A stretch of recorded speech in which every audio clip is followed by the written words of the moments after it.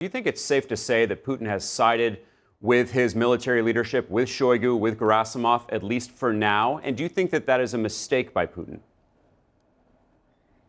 You know, Alex, this is so complex. Yes, it's a mistake, bottom line.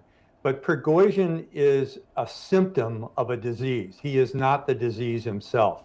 Mr. Putin's government and the way he uses his military and the graft and the corruption of guys like Shoigu and Gerasimov, who have been there for over a decade, are more the disease itself. Prigozhin is just symbolic of what is happening.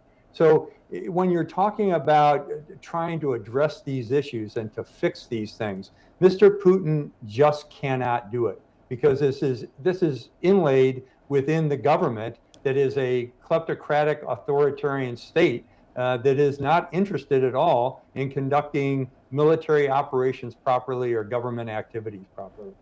Matt, I keep thinking about the rank and file Russian soldiers in the trenches in Ukraine. How do you think this impacts the morale of those Russians in Ukraine? And then conversely, how does Ukraine take advantage?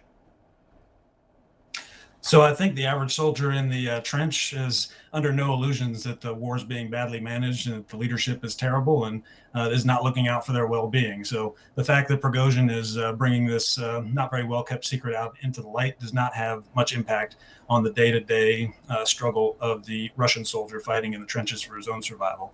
And as far as how this plays out, I mean, you got Shoigu still sitting in his office in Moscow, and now Prigozhin is exiled off to Belarus or elsewhere. So I imagine that Shoigu's probably, his seat is safe for the near term, and then Prigozhin's going to have to pick up the pieces and figure out how to move on from here.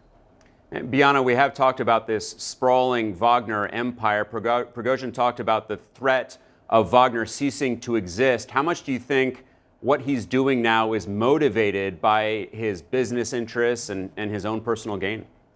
I think quite a bit, Alex. I mean, this to him, and he's right, is an existential threat in taking Wagner away from him, which is why it was the final straw and why he really lashed out the way he did. The problem was there was really no plan B, and I think he was quite surprised that he and Wagner were able to get as far as they did, both in Rostov and obviously en route to Moscow. That having been said, Wagner, which was a creation of Vladimir Putin's, this is not a private mercenary group, but rather an arm of the GRU, has for years worked to Putin's benefit as sort of a plausible deniability operation that was generating a lot of money outside of Russia as well, in Africa in particular, and that had made Yevgeny Prigozhin a very rich man.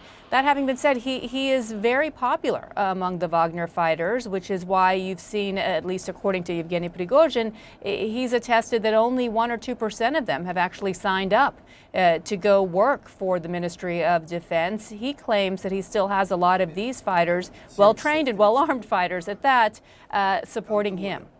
And Jill, there have been some questions about whether Prigozhin was being charged. Russian state news is now reporting that the criminal case against Prigozhin, quote, did not stop. How do you see the situation? Well, I think, once again, the obfuscation about what really is going on kind of covers all bases. We really don't know. I think the most dangerous thing for Putin will be that appeal that Prigozhin has, kind of a populism against the elites, because Putin is the elites. His government is the elites. And so does he, take care of them? Does he keep the defense minister in place? Does he fire him? These are things that it won't happen right now, but it could happen down the road. And this is really destabilizing and very threatening to the entire system that Putin has